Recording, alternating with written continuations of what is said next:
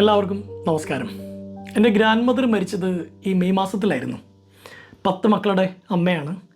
എല്ലാവർക്കും വളരെ പ്രിയപ്പെട്ട ഒരു അമ്മയായിരുന്നു. ഞങ്ങൾക്ക് അയേൺ ലേഡി എന്ന് വിളിക്കുന്ന ഒരമ്മയാണ്.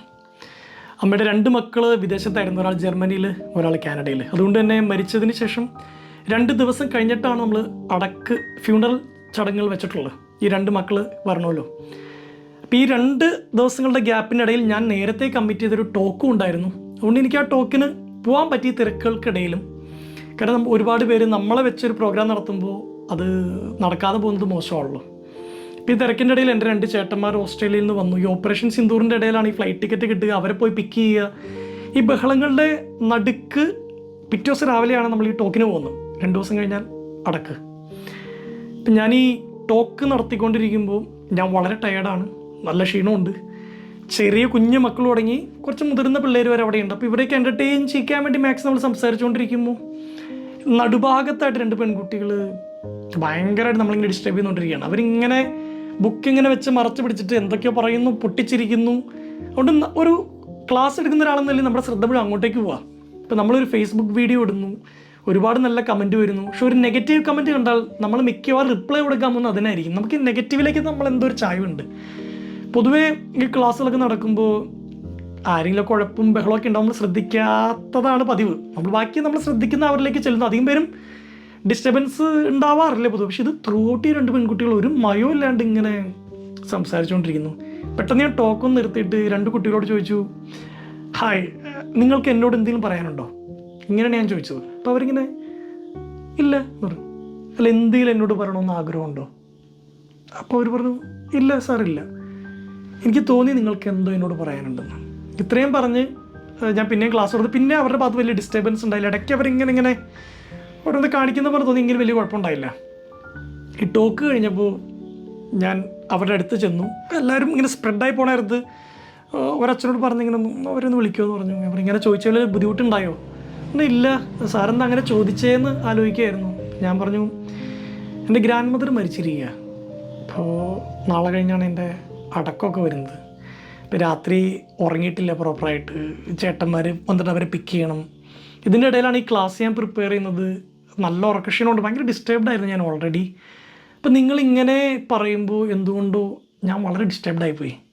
ചിലപ്പോഴൊക്കെ നമ്മുടെ ഈ മുന്നിൽ വന്ന് നിൽക്കുന്ന ആളുകൾ അവർ കടന്നു പോകുന്ന കുറേ സങ്കടങ്ങളുണ്ടാവും. അപ്പം ഇത്രയും പേരോടൊക്കെ സംസാരിക്കുമ്പോൾ നിങ്ങൾ 2 പേര് മാത്രം ബഹളം ഉണ്ടാകുമ്പോൾ എന്തുകൊണ്ടോ അതെന്നെ ബാധിച്ചു. അതുകൊണ്ട് ഞാൻ ചോദിച്ചു പോയതാണ്, എന്നോട് ക്ഷമിക്കണം. But if possible be kind.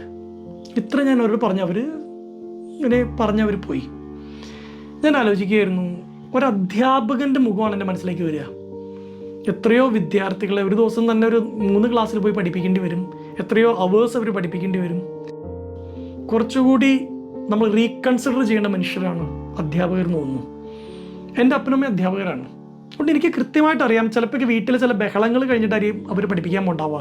ഇപ്പം എൻ്റെ ചേട്ടൻ അപ്പൻഡിസൈസിൻ്റെ ഓപ്പറേഷൻ വന്നിട്ട് അഡ്മിറ്റ് ആക്കിയിട്ട് മസ്റ്റായിട്ട് ക്ലാസ്സിൽ പോകേണ്ടതുണ്ട്. എൻ്റെ അപ്പച്ചൻ ചിലപ്പോൾ ഡിസ്റ്റർബ്ഡ് ആയിരിക്കും ക്ലാസ് എടുക്കുമ്പോൾ. അപ്പോൾ ഒരു വിദ്യാർത്ഥി വർത്തമാനം പറഞ്ഞാൽ ഒച്ചയെടുത്താൽ ചിലപ്പോൾ എൻ്റെ അപ്പൻ ഒച്ചയെടുക്കാൻ സാധ്യതയുണ്ട്. അല്ലെങ്കിൽ എൻ്റെ അമ്മ വീട്ടിൽ ചില പ്രശ്നങ്ങളോ എന്തെങ്കിലും ബുദ്ധിമുട്ടുകളോ, എനിക്കൊരു ആക്സിഡൻറ്റ്, വലിയൊരു മേജർ കാർ ആക്സിഡൻറ്റ് ഉണ്ടായി. അതിൻ്റെ പിറ്റേ ദിവസം ക്ലാസ്സിൽ പോകേണ്ട എൻ്റെ അപ്പനും അമ്മയാണെങ്കിൽ എൻ്റെ കാര്യം എന്താണെന്നുള്ള ടെൻഷൻ ഉണ്ടെങ്കിൽ അവർ പഠിപ്പിക്കുമ്പോൾ അവർ ഡിസ്റ്റർബ്ഡ് ആയിരിക്കും. അതിനിടയിൽ വിദ്യാർത്ഥികൾ അതിനകത്തേക്ക് എരുതിയിൽ എണ്ണ ഒഴിക്കുമ്പോൾ ഇവർ എത്രത്തോളം ബുദ്ധിമുട്ട് അനുഭവിക്കുന്നുണ്ടാവും. എല്ലാ വിദ്യാർത്ഥികളോടും വിദ്യാർത്ഥികളുടെ മാതാപിതാക്കളോടുമാണ് പറയുന്നത്. 2 അധ്യാപകരുടെ മകനെന്ന രീതിയിൽ പറയുന്നതാണ്, മക്കളോട് പറയണം, അവരർഹിക്കുന്നതിനും ഒരു പൊടിക്ക് കൂടി അവരെ കൺസിഡർ ചെയ്യണം, റെസ്പെക്ട് ചെയ്യണമെന്ന് പോലും ഞാൻ പറയുന്നില്ല. ഇന്നത്തെ കാലത്ത് വിദ്യാർത്ഥികൾ പലപ്പോഴും ഈ റീൽസൊക്കെ കാണുവാൻ തോന്നുന്നൊരു സന്തോഷം നിറഞ്ഞ കാര്യം, അധ്യാപകരുടെ ബർത്ത്ഡേ സർപ്രൈസ് ആയിട്ട് ഇവരിങ്ങനെ ഇതൊക്കെ പൊട്ടിച്ച് കേക്കൊക്കെ മുറിച്ച് സെലിബ്രേറ്റ് ചെയ്യുന്നു. ഒരധ്യാപകനോടോ അധ്യാപികയോടോ ഒരു വിദ്യാർത്ഥി എന്ന നിലയിൽ നിങ്ങൾക്ക് ചെയ്യാൻ പറ്റുന്ന ഏറ്റവും വലിയ കാര്യം ഈ സർപ്രൈസ് കൊടുക്കലല്ല, അവരെ പ്രോപ്പറായിട്ട് ക്ലാസ് എടുക്കാൻ അനുവദിക്കുന്ന ഒരു സാഹചര്യം ക്ലാസ് റൂമിൽ ഉണ്ടാക്കി കൊടുക്കുക എന്നുള്ളതാണ്. ഇന്നത്തെ കാലത്ത് ടീച്ചേഴ്സ് നോട്ട് പ്രിപ്പയർ ചെയ്യണം, ചാർട്ടും പേപ്പറുകളൊക്കെ ആയിട്ട് ഒരു ലേഡി ടീച്ചർ ഇപ്പോൾ വീട്ടിൽ നിന്ന് ഇറങ്ങുന്ന രംഗം നിങ്ങൾ ആലോചിക്കുക. ഞാൻ പഠിച്ചിരുന്ന കാലഘട്ടത്തിൽ ഗുഡ് മോർണിംഗ് പറഞ്ഞാൽ പോലും പ്രോപ്പറായിട്ട് ഗുഡ് മോർണിംഗ് പറയാതിരുന്നൊരു ടീച്ചർ ഉണ്ടായിരുന്നു. നമ്മൾ ചിലപ്പോൾ ചിന്തിച്ചിട്ട് ഇവരെന്താണ് ഇങ്ങനെ, അതായത് വല്ല ക്ലാസ്സിൽ വിദ്യാർത്ഥികളോട് ഒരു ഹാർഷ് മനോഭാവമൊക്കെ നമ്മളവരെ ഇമിറ്റേറ്റ് ചെയ്തൊക്കെ നടന്നിട്ടുണ്ട്. അവരെങ്ങനെ ക്ലാസ് റെസ്പോണ്ട് ചെയ്യുന്നുള്ളതിൻ്റെ കളിയാക്കലുകൾ പോലും നടത്തിയിട്ടുണ്ട്. നമ്മളവിടെ നിന്ന് പഠിച്ചൊക്കെ ഇറങ്ങി കുറച്ചു കാലം കഴിയുമ്പോഴാണ് അവർ ഒരു ഡിവോഴ്സിലൂടെ കടന്നു പോകുമായിരുന്നു. ആ സമയത്ത് ഞങ്ങളെ പഠിപ്പിക്കുന്ന സമയത്ത് അസാധ്യ പെയിനും ടെൻഷനും ഫ്രസ്ട്രേഷനുമായിട്ട് വരുന്ന ഒരു അധ്യാപികയ്ക്ക് ഒരു പരിധി ഉണ്ടെന്ന് തോന്നുന്നു ഇതിനൊക്കെ മാനേജ് ചെയ്യാൻ. അധ്യാപകൻ ക്ലാസ്സിലേക്ക് വരുമ്പോൾ ഇങ്ങനെ ഒരു മാസ്ക് എടുത്ത് അണിയാണെന്നാണ് എനിക്ക് പലപ്പോഴും തോന്നുന്നത്. മെറിൻ 3ാം ക്ലാസ്സിൽ പഠിക്കുന്നൊരു പെൺകുട്ടിയാണ്. അവളുടെ പ്ലേ ടൈമിൽ ഹാൻഡ് ബോൾ കളിക്കാൻ അവളുടെ കൂട്ടുകാരിയെ വിളിക്കുന്നു. കൂട്ടുകാരി, എനിക്കിപ്പോൾ അതിന് താല്പര്യമില്ല, ഞാൻ ഗ്രൗണ്ടിൽ മറ്റ് കളിയാണ് എനിക്ക് താല്പര്യം. മെറിന് ദേഷ്യം വരുന്നു. മെറിന് ആ ബോൾ ഒറ്റ എറിവ് കൊടുക്കുന്നു. അത് കൊള്ളുന്ന അവളുടെ മൂക്കിലാണ്. പൊട്ടി ചോര വരുന്നു. വിഷയം സ്റ്റാഫ് റൂമിലെത്തുന്നു. മെറിനെ സ്റ്റാഫ് റൂമിലേക്ക് വിളിപ്പിക്കുന്നു. മെറിനോട് അധ്യാപിക പറയുന്നു, മെറിൻ, നാളെ മെറിന് പ്ലേ ടൈമിന് പകരം വാക്ക് വിത്ത് ദ ടീച്ചർ ആയിരിക്കും. മെറിന് ഇങ്ങനൊന്നും മനസ്സിലാവുന്നില്ല. നാളെ പ്ലേ ടൈമിൽ മെറിന് വാക്ക് വിത്ത് ദ ടീച്ചർ ആയിരിക്കും. ഇത്രയും പറഞ്ഞ് വിടുന്നു. പിറ്റേ ദിവസം ബാക്കി എല്ലാവരും ഗ്രൗണ്ടിലേക്ക് കളിക്കാൻ പോകുമ്പോൾ മെറിൻ്റെ അടുത്തേക്ക് പുതിയൊരു ടീച്ചർ വരുന്നു. അവളെ പഠിപ്പിക്കാത്ത ഏതൊരു അധ്യാപിക. മെറിൻ, നമുക്ക് നടക്കാമെന്ന് പറയുന്നു. മെറിനോട് വിശേഷങ്ങളൊക്കെ ചോദിക്കുന്നു. മെറിന് ഒട്ടും ഇഷ്ടമല്ലാത്തൊരു കാര്യം പറഞ്ഞു. മെറിൻ പറയും, എൻ്റെ ചേട്ടൻ ഫുൾ ടൈം ഫുട്ബോൾ ഗെയിം ഇങ്ങനെ കളിച്ചുകൊണ്ടിരിക്കും, എനിക്ക് കാർട്ടൂൺ കാണാൻ എനിക്ക് റിമോട്ട് പോലും തരില്ല. മെറിന് ഫുട്ബോൾ ഇഷ്ടമല്ലേ? ഇല്ല, എനിക്കിഷ്ടമല്ല. ചേട്ടനപ്പോൾ കളിക്കാൻ വിളിക്കാറില്ല, ഗെയിം കളിക്കാൻ? ഇല്ല, ചേട്ടൻ അറിയാം എനിക്ക് ഈ കളി ഇഷ്ടമല്ല, അതുകൊണ്ട് ചേട്ടൻ എന്നെ വിളിക്കാറില്ല.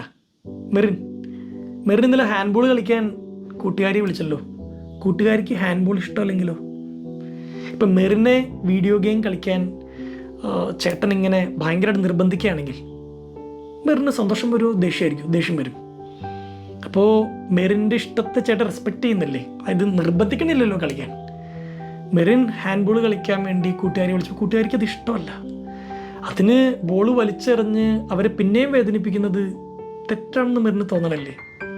മെറിൻ പറയും, ആണ് തെറ്റാണെന്ന് തോന്നുന്നു. നമുക്ക് ആ കൂട്ടുകാരി പോയി കണ്ടാലോ? കൂട്ടുകാരി ദേ അവിടെ കളിക്കുന്നുണ്ട്. ഇവരിങ്ങനെ നടന്ന് ഈ കൂട്ടുകാരുടെ അടുത്തെത്തുന്നു. നമുക്ക് അവരോടൊരു സോറി പറഞ്ഞാലോ എന്ന് ചോദിക്കുന്നു. അങ്ങനെ മെറിൻ ആ കൂട്ടുകാരുടെ കൈ പിടിച്ചിട്ട്, ഐ എം റിയലി സോറി, ഞാൻ ഇന്നലെ ചെയ്ത് തെറ്റായിരുന്നു, നിനക്ക് ഈ കളി ഇഷ്ടമല്ലെന്ന് എനിക്കറിയില്ലായിരുന്നു, സോറി. ഇതിനുശേഷം ടീച്ചർ ഇങ്ങനെ തലോടിയിട്ട്, മെറിൻ അവളുടെ കൂടെ പോയി കളിക്കുക. മെറിനും ആ പെൺകുട്ടി ഇങ്ങനെ കൈവീശി ചാടി ആ ഗ്രൗണ്ടിലൂടെ നടക്കുകയാണ്. പണിഷ്മെൻ്റ് ആയിരുന്നില്ലത്, ഇറ്റ് വാസ് ആൻ ഓപ്പർച്യൂണിറ്റി. ഇങ്ങനെ മാതാപിതാക്കളെ വിളിച്ച് വരുത്തിച്ച് അപമാനിക്കലില്ല, ക്ലാസ്സിൻ്റെ മുമ്പിൽ നിർത്തിച്ച് തരം താഴ്ത്തുന്നില്ല, ക്ലാസ്സിന് പുറത്തിരുത്തി മുട്ടൂത്ത് ചേർത്തുന്നില്ല. പണിഷ്മെൻ്റ് ആയിരുന്നില്ല, ഇറ്റ് വാസ് ആൻ ഓപ്പർച്യൂണിറ്റി. ഏതൊരു അധ്യാപികയും വിദ്യാർത്ഥികളോട് ചെയ്യാൻ പറ്റുക വാക്ക് വിത്ത് ദം എന്നാണ്, അവരുടെ കൂടെ നടക്കുക എന്നുള്ളതാണ്. നമ്മൾ എത്ര ശ്രമിച്ചാലും ചില കുട്ടികൾ നന്നായില്ലെന്ന് വരും. ഞാൻ ക്രിസ്തുവിനെ ഓർത്തു പോവാണ്. 12 ശിഷ്യന്മാരായിരുന്നു. കൂടെ നടന്നിങ്ങനെ അത്ഭുതങ്ങൾ കാണിച്ച് പരസ്പരം സ്നേഹിക്കണം, സഹായിക്കണം, ശത്രുവിനെ പോലും സ്നേഹിക്കണം എന്നൊക്കെ പറഞ്ഞ് പഠിപ്പിച്ചു കൊടുത്ത് ഒരുക്കിയ ശിഷ്യന്മാരിൽ ഒരാൾ ആ ഗുരുവിൻ്റെ വിരലുകളുടെ ഇടയിൽ കൂടെ ഇങ്ങനെ പോയി. യൂദാസാണ്. യൂദാസ് കൂടെ നടന്ന് പഠിപ്പിച്ചിട്ട് മാക്സിമം അറ്റൻഷൻ കൊടുത്തിട്ടൊന്നും യൂദാസിനെ നഷ്ടപ്പെട്ടു പോയെന്നേ ഈശോയ്ക്ക്. Even the master lost A student. Joseph ഇപ്പോഴും ഞാൻ ആശുപത്രിയിലൊക്കെ പോകുമ്പോൾ അമ്മ പറയുന്നതാണ്, എടാ നമ്മുടെ അടുത്ത് ഓടി വരുന്ന പിള്ളേർ പേര് പറയുമ്പോൾ ഓർത്തെടുക്കുന്നുണ്ടാവില്ല. പിന്നെ അവർ പറയും, ടീച്ചർ എൻ്റെ ആദ്യത്തെ വാച്ച് നൽകിയത് ടീച്ചറാണ്, എനിക്ക് പരീക്ഷാ ഹാളിൽ സമയം നോക്കാൻ പറ്റുന്നില്ല എന്ന് പറയുമ്പോൾ ടീച്ചർ എവിടെ നിന്നോ ഒരു വാച്ച് കൊണ്ടുവന്നായിരുന്നു. അമ്മ പറയാണ്, ഓർത്തെടുക്കാൻ പറ്റുന്ന ചില നന്മ പ്രവർത്തികൾ ഈ വിഷയം പഠിപ്പിച്ചു എന്നതിൻ്റെ അപ്പുറത്തോട്ടുള്ള ഇതൊക്കെയായിരുന്നു. ഇന്നത്തെ കാലം പിള്ളേരൊക്കെ ഇങ്ങനെ വേറെ ട്രാക്കിലൂടെ ഓടുന്നതായിട്ട് നമ്മൾ കാണുന്നത്. നമുക്ക് ബറാക്ക് ഒബാമ പറഞ്ഞതാണ്, please invest in your teachers. നമ്മൾ ഇൻവെസ്റ്റ് ചെയ്യേണ്ടത് നല്ല അധ്യാപകരിലാണ്. അവരെ കുറെ കൂടി ആദരവോടുകൂടി കാണാൻ വിദ്യാർത്ഥികളുടെ വിദ്യാർത്ഥികളും ശ്രമിക്കണം. ഒരവർ ക്ലാസ് എടുത്തപ്പോൾ അതിൽ ത്രൂ ഔട്ട് ഡിസ്റ്റർബ് ചെയ്ത ഒരാളാൽ ഞാൻ വേദനിക്കപ്പെട്ടു, ഞാൻ ഡിസ്റ്റർബ്ഡായി. ഇക്കണ്ട കാലം മുഴുവൻ ഇതിനു മാത്രം വിദ്യാർത്ഥികളെ പഠിപ്പിക്കുകയും ടീച്ചേഴ്സിനോട് പ്രിപ്പയർ ചെയ്യുകയും അവരെ പഠിപ്പിച്ച് പാസ്സാക്കാൻ ശ്രമിക്കുകയും എന്നിട്ടും പഴികൾ കേൾക്കേണ്ടി വരികയും വീട്ടിലെ സ്വന്തം മകനുണ്ടാക്കുന്ന പ്രശ്നങ്ങളെ ഇങ്ങനെ ഉള്ളിലൊതുക്കി മറ്റൊരുപാട് മക്കളെ നന്മയിലേക്ക് നയിക്കാൻ ശ്രമിക്കുന്ന എല്ലാ അധ്യാപകരുടെ മുമ്പിലും മസീവ് റെസ്പെക്റ്റ്, ഇമ്മെൻസ് റെസ്പെക്റ്റ്. നിങ്ങൾ കൂടുതൽ ആദരവ് അറിയിക്കുന്നുണ്ട്. It's very difficult to be a teacher. വിദ്യാർത്ഥികളും മാതാപിതാക്കളും മാനേജ്മെൻറ്റും നിങ്ങളോട് കുറച്ചുകൂടി അനുഭാവത്തോടും ആദരവോടും കൂടി പെരുമാറട്ടെ. നിങ്ങളുടെ വിദ്യാർത്ഥികളോടൊപ്പം നടക്കുക. വാക്കിംഗ് വിത്ത് ദ മാസ്റ്റർ, അതാണ് വിദ്യാലയ കാലഘട്ടത്തിലും സംഭവിക്കേണ്ടതെന്ന് ഞാൻ കരുതുന്നു. ഒരുപാട് സന്തോഷം.